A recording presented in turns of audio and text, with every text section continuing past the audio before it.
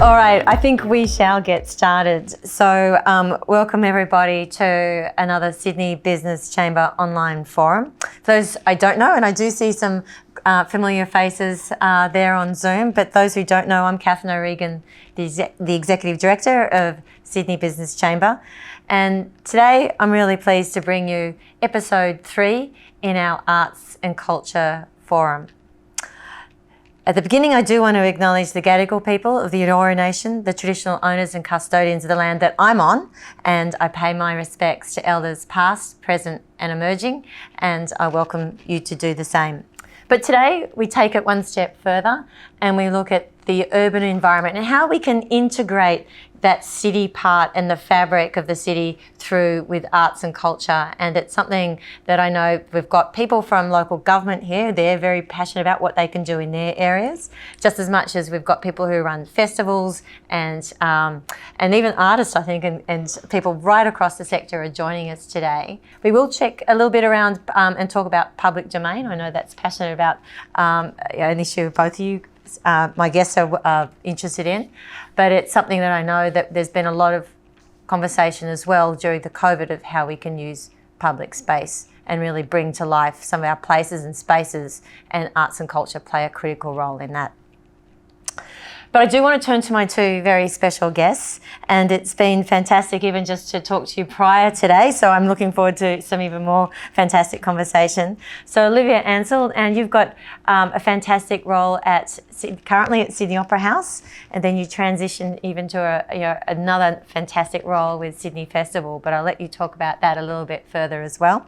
And Kim Spinks, it's been fantastic to get you and Michael out at City People doing really fantastic work. So maybe just to start the conversation off is, how have you used or would you like to use arts and culture in terms of the work that you've done or will do? No, that's a great question. And firstly, I too would just like to acknowledge that I feel privileged to work and live on Gadigal land and pay my respects to elders past, present and emerging, and acknowledge Wesley Enoch, who is Sydney Festival's current director. And Wesley will be presenting the January 2021 festival. And I start with Sydney Festival in November and look forward to presenting my first festival in 2022. To answer that first question, I prepared a couple of slides of events that I've either produced professionally or attended personally that are major events that have shaped our city in summer, and speak to both the successes and challenges I think we face coming out of COVID when presenting large-scale events that activate public spaces and private spaces.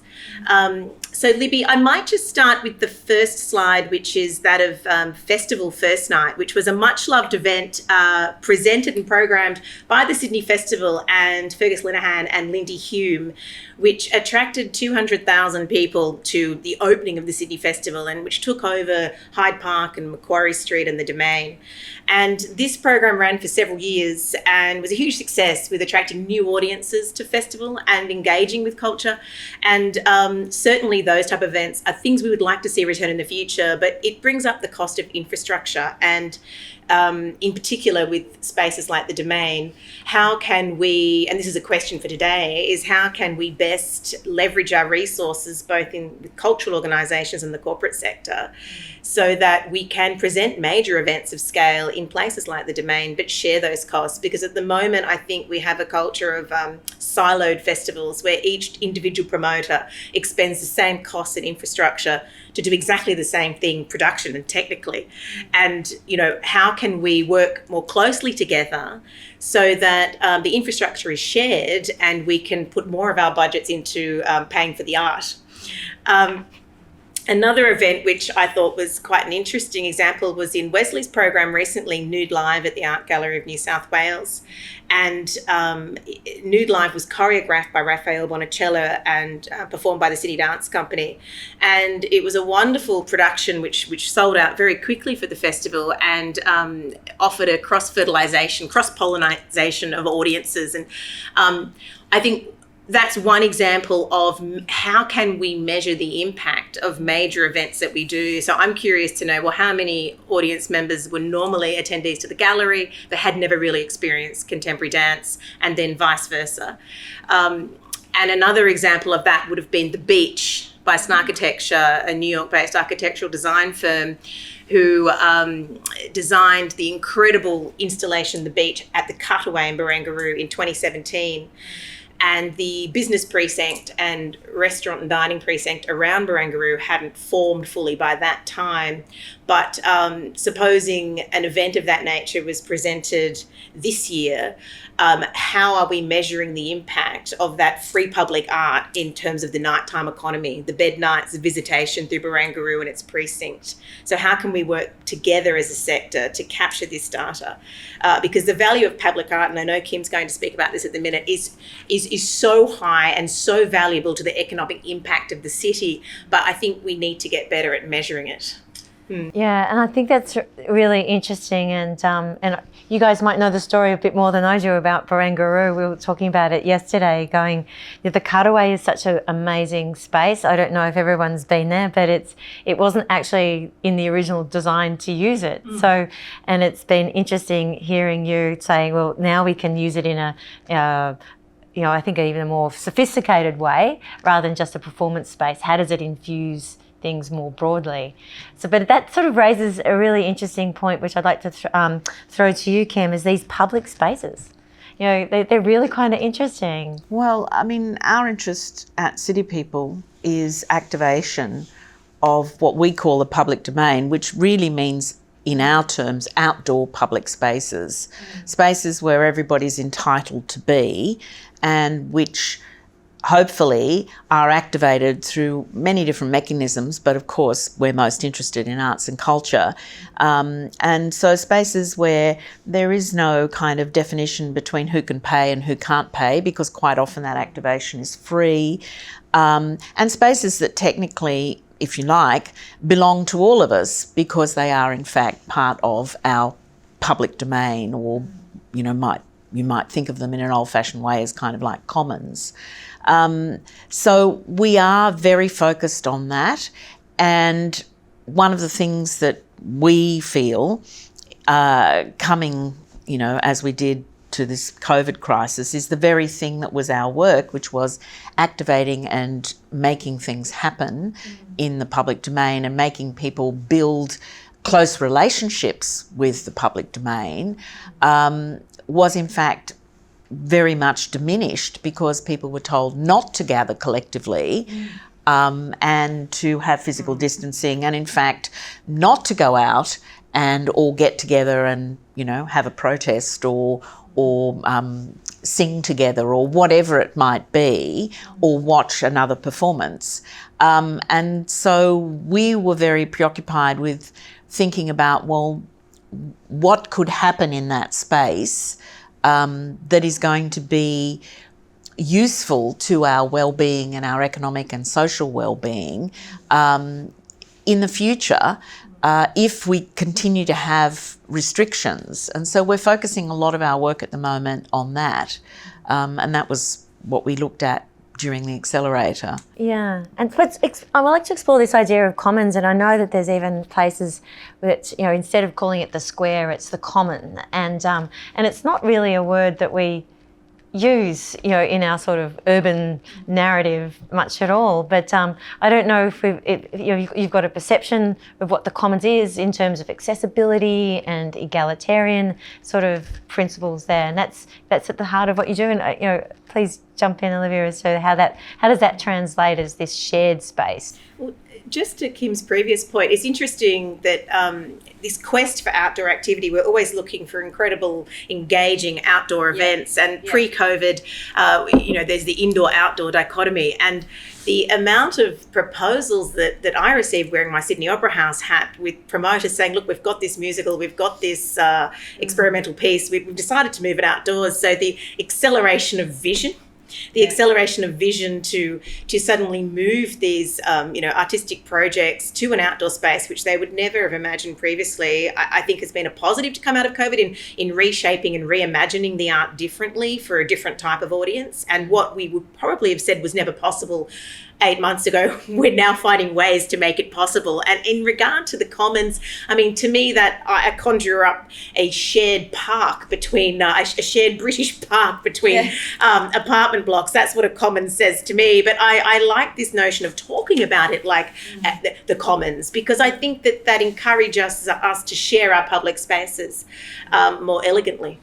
I mean, it really, I use the term just really harking back to spaces that were intrinsic to people's well-being certainly in England, where in that people who didn't own land could go and graze their animals and gather firewood and so on and so forth until they were enclosed, but that's another story. But the idea is that they are part of our commonwealth, and they are shared by all of us.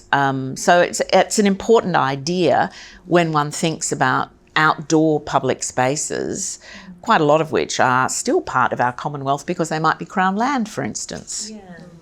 It is interesting because it has, during this COVID period, as you were pointing out, we've gone very inward looking. Now we've gone very outward looking at how can we use that space, so therefore we can do activity in these domains, in these commons. Well, I mean, I think that's a kind of strange result of trying to limit people's interaction indoors. What has happened during COVID is that people have realised how important the outdoor public space is, and all the surveying the New South Wales government has done of people during this time has showed that their use of those spaces has risen exponentially, and so people themselves feel safer outside. And we know that being in the public domain engenders a sense, together with other people, engenders a sense of social well-being, and people use it for physical health and so on and so forth. So all of those things are positive, and so it's trying to think a little bit more creatively around, well, if it is a good thing to be able to be in the public domain because of COVID, it's safer. How can we do that with these regulations in a way, in particular in arts and culture, that's not any kind of diminished experience, that isn't just a poor replication of what might be indoors, but actually builds on the great traditions of arts and culture in the public outdoors? That's an interesting point, because it was one of the things that became apparent even when we were talking to the panel on the digital side. You know, it wasn't simply translating what you would do into a theatre to online. It was actually a different content that you were talking about as well. And so is that the point you're sort of saying? It's not like bringing, I mean, there might be some translation of a live theatre into a public domain, but is it actually a different thing? Is it something else you specifically want to create? I'm even thinking from a festival, which is, you know, it's not just a replica of what's outside. Exactly. I mean, that gets me excited because our architecture tells us the stories of the land that we're standing on, and we have thousands and thousands of stories dating back, you know, hundreds of thousands of years in the various locations around Sydney. And if you take Barangaroo as a wonderful example, and what a rich platform for storytelling, even about Barangaroo herself. And so I think there's a great opportunity coming out of COVID to partner with various cultural and government portfolios to work together, i.e. just, you know, the Sydney Living Museums, the Australian Museum, the Australian Maritime Museum. There are so many different stories that we could tell by partnering with these institutions and working together in the public spaces to tell the stories that we all are the custodians of and share and love. So I look forward to that in that context. And just to speak back to several years ago, for Vivid and for City of Sydney's Art and About, myself and several other creative team members, including Lucas Jervis, produced Hidden Sydney in King's Cross, based on the documentary The Glittering Mile. So that was a work set in an iconic venue, an 1800 old Elizabethan house, if you like, telling the history of King's Cross in the 20th century from the 50s through to the 70s. And we picked on various themes that represented characters from the decades and collaborated closely with the state government and City of Sydney to activate not just the building but the precincts around it. So closing down roads and laneways, and working with several other institutions and residences to tell their stories. And this was at the height of the lockout laws in Sydney, and many pubs and clubs and restaurants were doing it quite tough.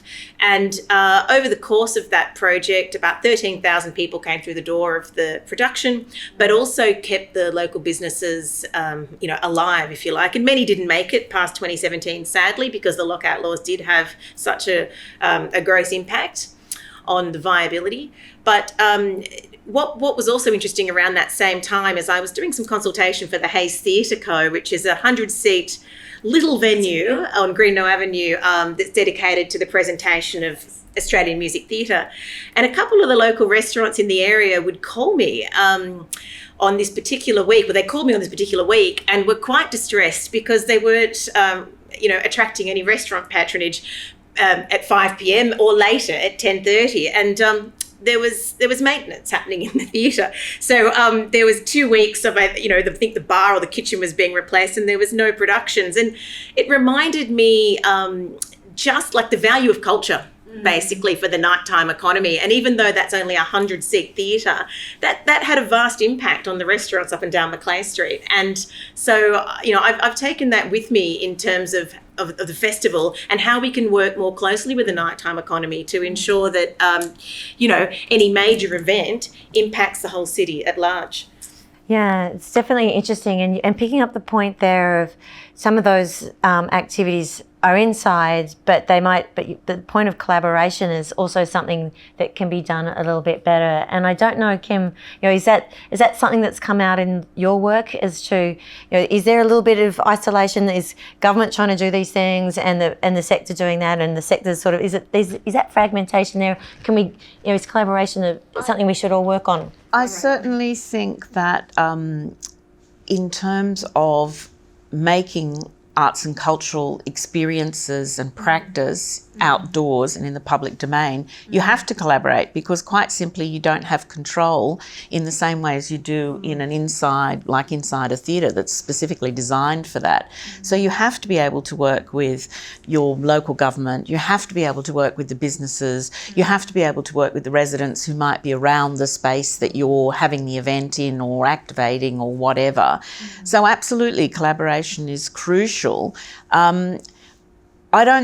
What I would like to see is that greater emphasis given to arts and culture in that context, which I think would make that collaboration a bit easier.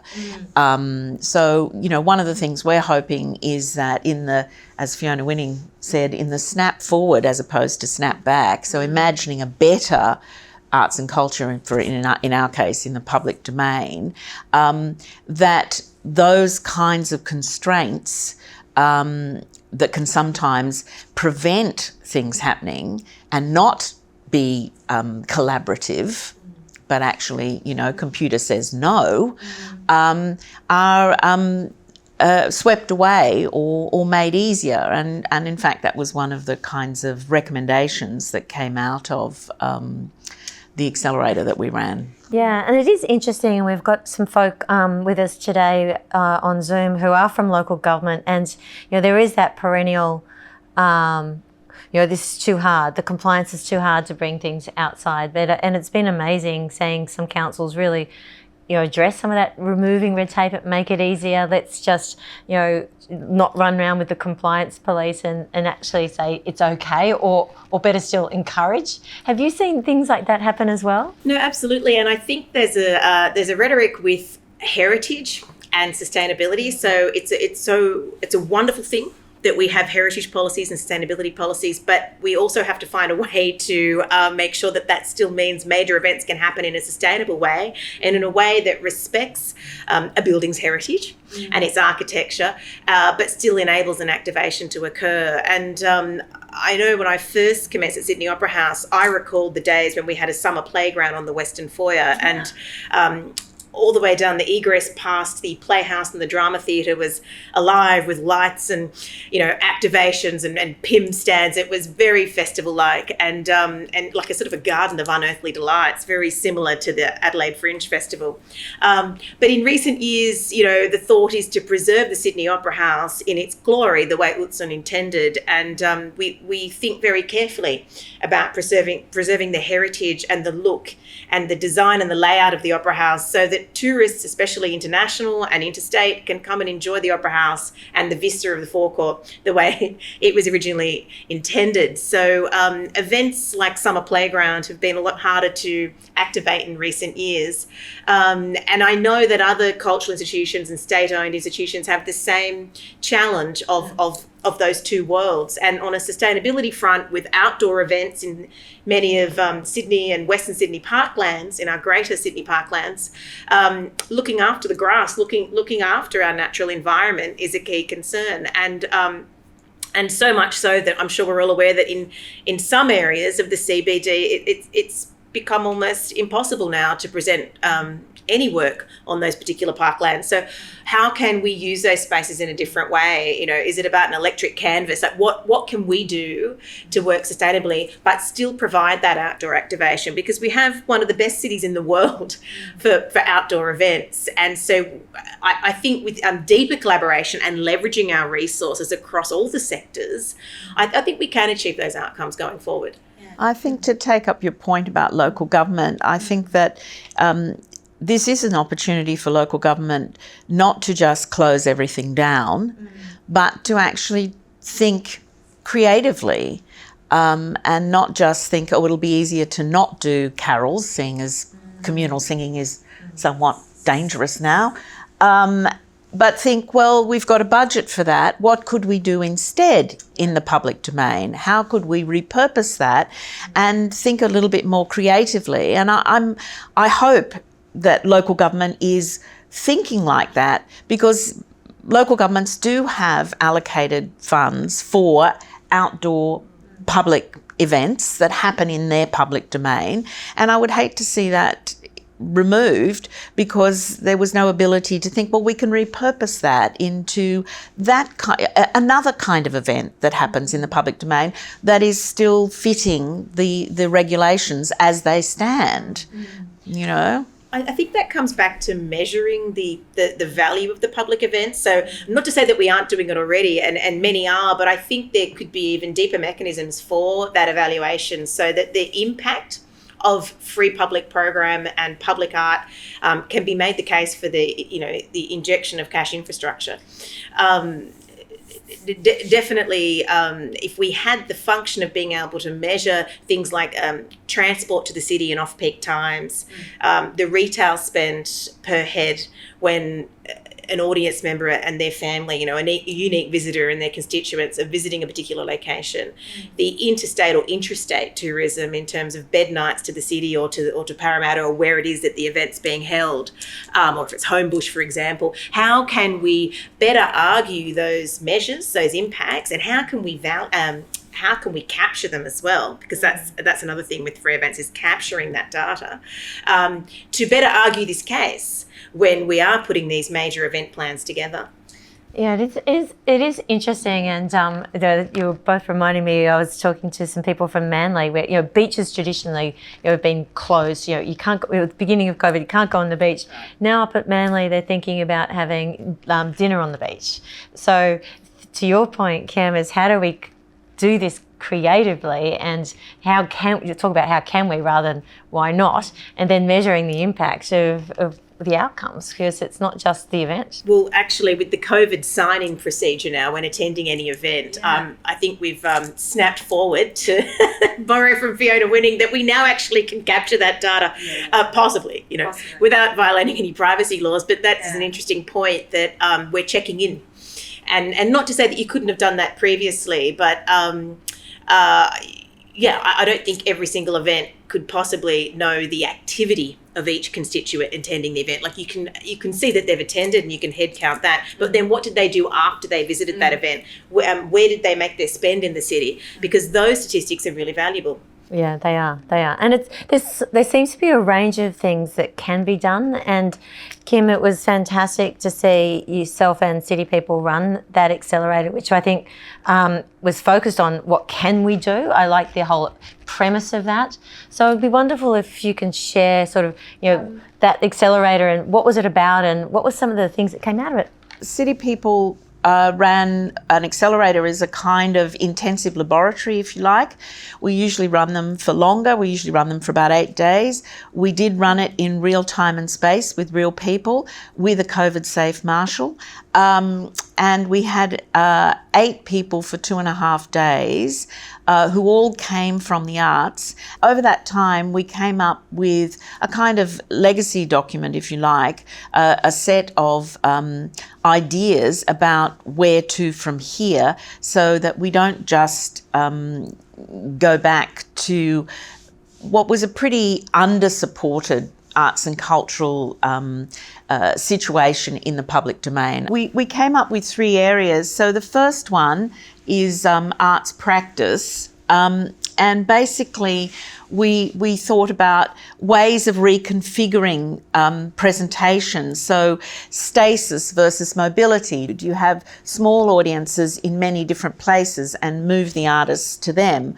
Or, for instance, do you have a moving audience? We discussed, for instance, blending the real with digital, so that if you can't have the same number of people, can you offer people a blended digital experience, which is something I think a lot of people are currently looking at. We looked at opportunities to heighten the event. If you're not allowed to get close enough to people to touch them, maybe you can heighten other senses, for instance.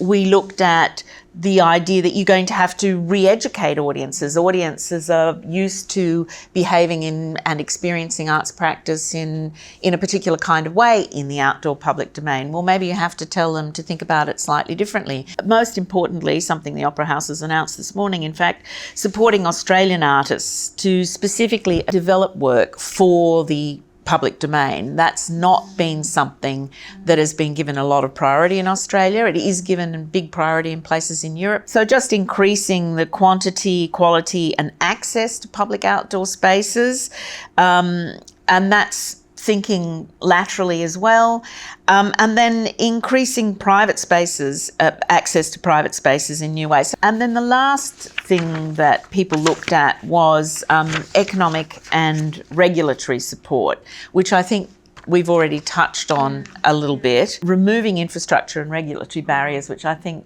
Olivia's certainly had quite a bit to say about, and repurposing existing funding, which I touched on before. So if you're a local government, don't just think, oh, well, we can't do carols anymore.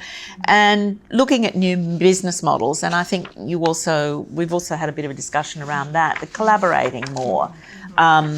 So those were the kinds of things that came out of those 2.5 days. And that final slide, sorry, that I could see up there is what we'd wished for. That's the Cité des Arts in Marseille, which is entirely dedicated to making work for the outdoor public domain. It is interesting, and I'm fascinated about the point that you're raising is, so we are such an outdoor culture, but we've not thought about this as a specific stage or place that we should be curating. Well, it's ironic given that we've got the oldest continuous culture in this country whose entire ceremony and social gathering is always conducted in their public arena, which is their space, their country. I think we take the outdoors for granted, and to Kim's point, like in Europe, in the UK, there are many festivals dedicated entirely to outdoor practice and outdoor programming.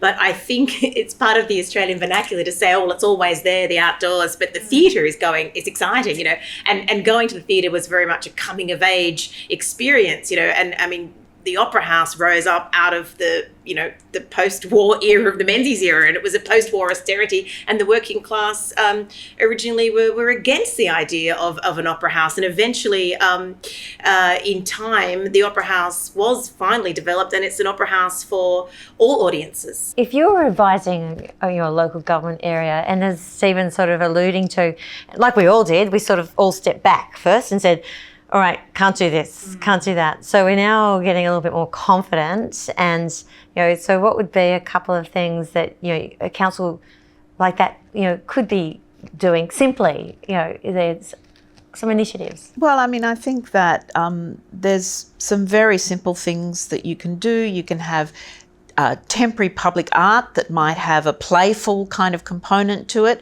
so that isn't necessarily going to attract, every school child on their school holidays, but would still be attractive to them. That might be, I don't have any good pictures, but there are some fantastic public artworks that encourage play, for instance. So that might be a way of just during school holidays, having people think not just about their green parks, but about their town centres. And, the best ones are designed specifically to site, obviously, not just plonk something down, but that is actually speaking to site.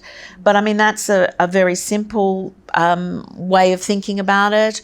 Or even having even a communal street art wall that you structure in a certain kind of way. All of those are sort of cheap and cheerful ways of just activating with people, even if you don't, if you're not yet ready to create, say, a series of small-scale events. Like, for instance, you could have Brisbane Festival just did their whole festival basically as a truck that would do small concerts everywhere and drive all around the suburbs. So, I mean, there's many, many kinds of ways of doing this that are quite simple. They use existing kinds of practice. You don't have to spend a lot of time. So in the short term, the interim, those would all be perfectly reasonable things. I mean, you could have the Live and Local program, for instance, which is a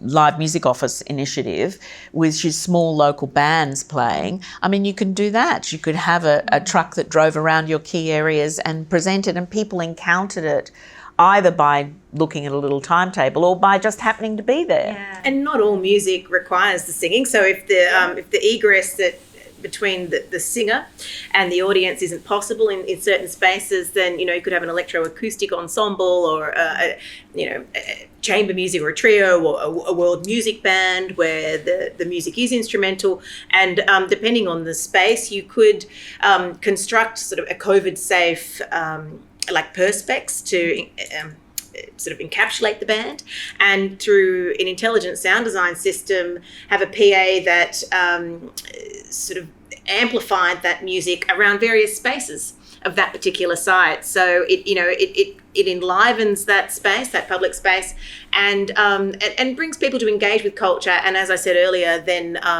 they'll engage with the local economy in a similar way in terms of visitation.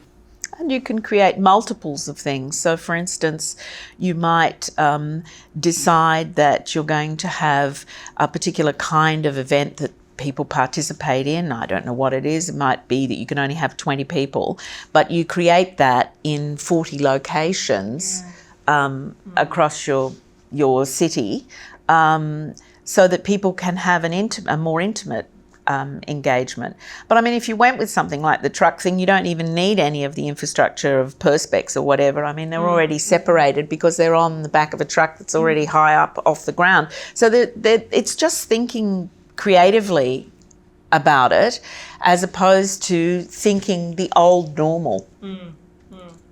It's interesting because with the nighttime economy and the restaurant industry, and I know we were talking about this last week, is that many attempts have been made for the cabaret or the spoken word event with a restaurant. So dine, and then the performance element is either pre or during or post. And I'm sure many producers out there have put together that plan and strategy of not impacting the restaurant's mainstay business from their 7:30 and 8 o'clock diners, but to complement the business in terms of where they place the entertainment or where they place the programming. But post-COVID and during COVID, those parameters were sort of smashed apart, and we learned so much from the restaurant industry in terms of how to come out of COVID safely, because they led the way. Yeah. And now those conversations are happening around because the only way, up until the announcement on Friday last week, the only way we could really engage in entertainment was to have a seated dinner or a concert that was 4 meters squared apart. So in a way, it forced the hand of that collaboration, and it forced us to find a way to have an outcome together. And I can see many conversations carrying forward as a partnership between the two sectors. So that's been an interesting conversation to be a part of. We've talked a lot around that public domain, and but there's a relationship between the public and the private, or as you said earlier, Kim, or you can actually just use private space. How do we get that to happen? That's got to be part of the collaboration mix.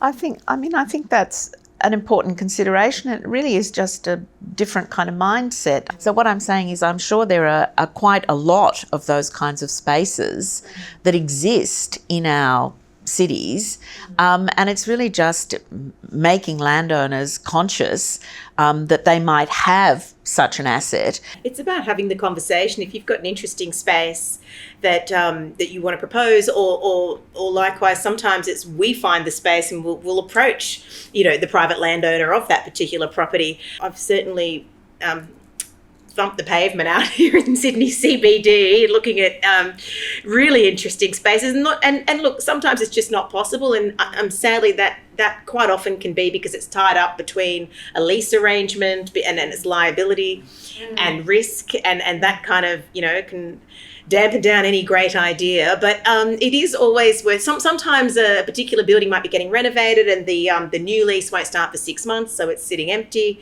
So it is worth investigating. And also, there's quite a lot of spaces that actually are private spaces, which people use as public spaces. And I'm saying that because we're currently doing the Public Art Master Plan for North Sydney Council, and North Sydney Council itself doesn't have a lot of public domain in the actual North Sydney CBD.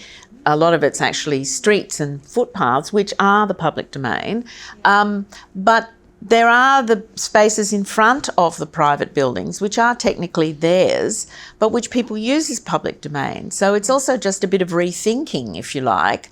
It's interesting. I think council can help play a part in that in terms of the designation of a lease. And there are institutions in Sydney CBD that have a 100-year lease. Some have 50-year leases, and some are much smaller, shorter periods. But can we? How can we have a mandate or a manifesto in that lease about some percentage of that building and its outdoor footprint? Injecting back into public art and free to access culture, like a programming for audiences for free.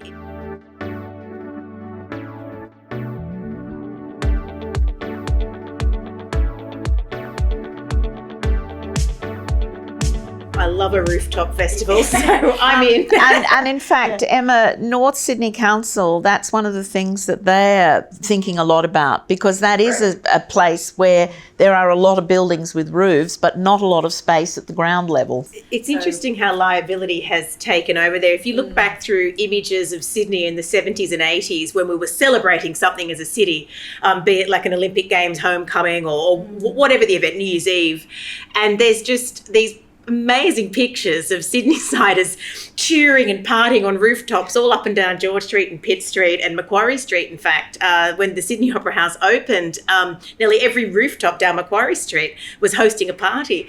And it makes me think, I don't think I've seen that in recent years. Obviously, legality and liability and risk has taken over, the good-natured fun behind a rooftop. What is the one thing? What is one piece of legacy that you would like to see going forward, in sense of whether it's a direct learning from the accelerator or whether it's from COVID, this is what you learned, what's one thing that we should be doing differently to really kickstart a different view of arts and culture to make this city even better than what it is? Well, I would obviously say, we should be thinking about all our public spaces as arts and cultural spaces, and as being activated through arts and culture, and as creating kind of memorable experiences for people through arts and culture, and actually supporting it rather than just doing it as an add-on, which is what we normally do, or a once every so often because it's too hard to do regularly. I just think it should be automatic, and we should actively invest in it. in every kind of way. To create great public art, you need to have the conversation with one another, to leverage our resources as best we can, and to work together collaboratively. Great public art will take all of the sectors we've spoken about in this session to deliver a successful and meaningful outcome. So, you know, I think my takeaway from COVID is that stay agile and have the conversation. Thank you everybody for joining us today. This will be available by podcast and a video, and we will share presentations and links so that you can start to learn and get things done. I do think we're in a wonderful opportunity to really bring this city to life through arts and culture. So listening to you both today was fantastic. So thank you, Kim, and thank you, Olivia. Oh, thank you very much for inviting me, Catherine. It's been good. Thank you. Thank you. And we do have part 4 coming up, and we've just called it It's a Wrap. And so we do have Lee Small joining us together with the Federal Arts Minister, Paul Fletcher. So I think it'll be a nice way to pull all this together. So thank you, everybody, and look forward to seeing you soon. And thank you.